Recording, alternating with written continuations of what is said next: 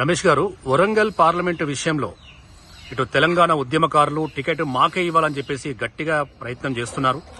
ఒకవేళ గనక టికెట్ మాకు ఇవ్వకుంటే మేము ఎట్టి పరిస్థితుల్లో బీఆర్ఎస్ పార్టీకి సపోర్ట్ చేయమని చెప్పి బహిరంగంగానే అటు తెలంగాణ ఉద్యమకారులు మరియు మాజీ కార్పొరేటర్లు జొరిక రమేష్ కావచ్చు, బోడా డిన్నా కావచ్చు, వీరేందర్ కావచ్చు, మీరు కూడా కావచ్చు.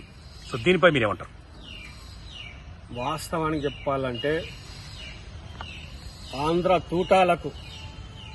తూటాలకు ఎదురొడ్డి కాకతీయ యూనివర్సిటీ నుంచి ఊరుగల్లు గడ్డ మీకెళ్లి ఉద్యమకారులు జోరిక రమేష్ కావచ్చు, బోడా డిన్నా కావచ్చు, వీరేందర్ కావచ్చు, బండి రజనీకర్ కావచ్చు, పోగుల రమేష్ కావచ్చు, ప్రతి అడుగులో మేము ముందు అడిగేసి ప్రతి విషయంలో మేము ముందు నడిచిన ఉద్యమంలో మరి కనీసానికి మాకు సంప్రదించకుండా ఎంపీ టికెట్ అన్నోన్ పర్సన్ కి ఇచ్చి మమ్మల్ని మానసికంగా వేదనకు గురి చేయడమే తప్ప దీంట్లో ఉపయోగం లేదు. మేము ఎట్టి పరిస్థితులు మా 5 దాంట్లో ఎవరికి ఎంపీ టికెట్ ఇచ్చినా మేము ముందు వరుసలో నిలబడతాం. మేము పెద్ద రేంజ్ లో గెలిచడానికి అవకాశాలను మేము ఉద్యమకారులు ప్రతి మండలంలో ప్రతి ఊర్లో మేమంటే తెలియని వాళ్ళంటే ఎవరు లేరు. ప్రతి ఒక్కరికి మేము ఉద్యమకారులుగా గుర్తింపు పొందినాము.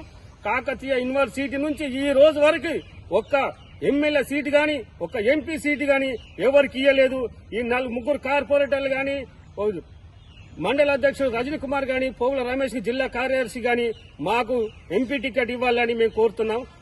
అట్లాగే ఉస్మానియా యూనివర్సిటీ నుంచి ప్రతి ఒక్కరికి ఎంపీ టికెట్ గాని, ఎమ్మెల్యే టికెట్ గాని, ఎమ్మెల్సీలు గాని వాళ్ళకన్ని అవకాశాలు కల్పించారు. ఈ రోజు కాకతీయ యూనివర్సిటీ బిడ్డలు మీకు కనబడతలేరా? కాకతీయ యూనివర్సిటీ బిడ్డలకు మీరు ఎందుకు ఇవ్వరు? కాకతీయ యూనివర్సిటీ బిడ్డలకు ఉద్యమకారులు కాదా?